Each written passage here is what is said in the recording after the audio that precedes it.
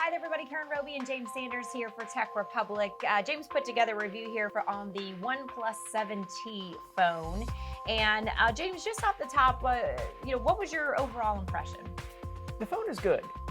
The thing is, so it is a little bit larger of a phone. I've got my personal Pixel 3 here, and if we hold them up just like this, you can see that it is going to be a little bit larger than the standard size Pixel 3.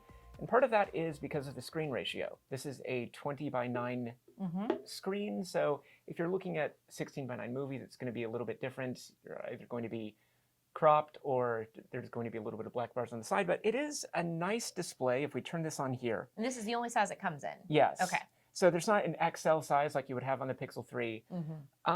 So when you turn it on, there's this little fingerprint reader, and here we go.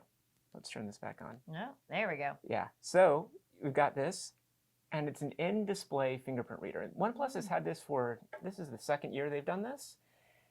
It's one of those things that takes a little more time to train than a standard fingerprint reader. So setting it up, I went through the recognition process about 20-25 times. And yeah, that's a little more inconvenient for initial setup, but it pretty reliably on the first try will read my fingerprint correctly. So it works. I haven't done the Samsung test to see if you can put a case over your thumb and see if it just detects anything, but trying different fingers, it says, that's not right.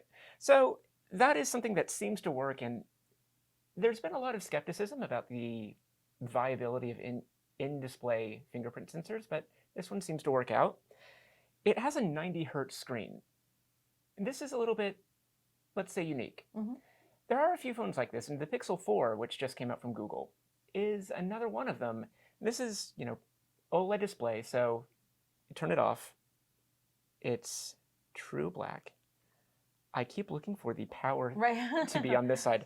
But when we let the phone dim a little bit, you'll see that the blue fingerprint icon stays lit at 100% while the screen itself dims. And that's something that you can do with OLED that you can't with like an IPS display. So that is one benefit. If you have the same image on an OLED display for a long time, there is a little bit of risk of burn-in.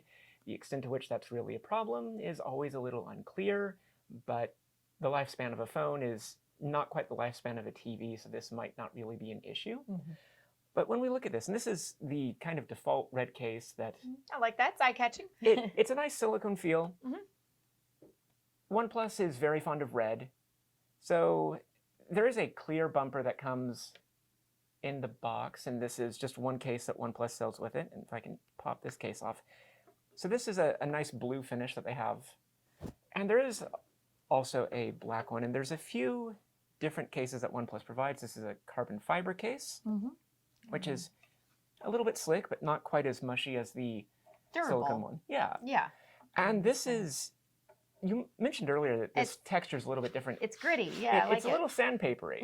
And the idea is that if it's sandpapery, it's going to be less slick in your hands, so it's going to be a little more difficult to drop. That's good. I like that. So that might be a benefit for someone who has really sweaty hands, who could make their phone case really slick that way. Or if you're just in a really humid environment, that humidity is going to build up, and it's a little easy to get a little too butterfingers with phones, and considering the price of these things... You don't want to drop them. Yeah. But speaking of price, the OnePlus 7T is cheaper than competing smartphones, and they have nearly the same capabilities. This is going to be a little bit weaker in camera performance than, say, a Pixel 4 or iPhone or a Samsung, but maybe only 5-10%, if that. So it's a really small trade-off to save $400 or $500 on a phone. And for this configuration, it's 8 gigs of RAM, 128 gigs of flash. And when you look at the current gen, this is my last gen Pixel 3, but if you look at the Pixel 4, that would run you $1,000, and this is $600. And this has 2 more gigs of RAM than the Pixel 4 has. They both run Android 10, so in a head-to-head comparison, the OnePlus 7T makes a lot more sense than the Pixel 4 for a lot of people. That said, maybe you really want Google's day one updates. This is one of the first phones to ship with Android 10 that wasn't made by Google, which is pretty impressive in its own right. Sure. So if you're upgrading every 2 years, this might make a lot more sense for you. It uses a Snapdragon 855 Plus, which is a little bit faster. It's a good phone. And this is available on T-Mobile, and you can buy it directly from OnePlus. And the LTE bands are compatible with just about anything, any network you can use in the US, so you shouldn't have that big of a difficulty moving it around. On T-Mobile, it does support VoLTE, so you'll have higher quality voice calls. Okay. So did we talk about camera? Did we mention that a little bit? A little bit. It's a good camera. Okay. I mean, smartphone cameras these days are so high performance that the marginal difference that you get, the kind of 5-10% addition in quality,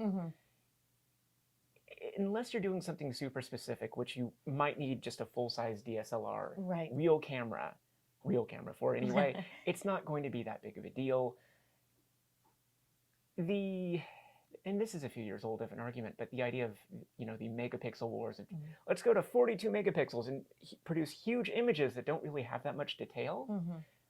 We're getting a little bit past that. So the numbers for that aren't as important as they used to be. It's all in post-processing. It's all in, what kind of sensor it's using. So it's a decent camera for what it is. Okay. And it does have Bluetooth 5, and that does support Qualcomm's AAC, aptX, and aptX HD. Okay.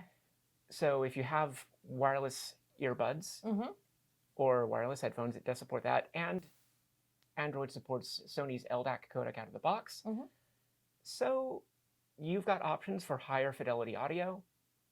So considering the lack of 3.5 millimeter jack, and that's something that everyone kind of likes to mourn, but 3.5 millimeter can be a little inconvenient. I'm sure you've had a number of, those earbuds that only one ear works, and then it's just a little bit unpleasant to use.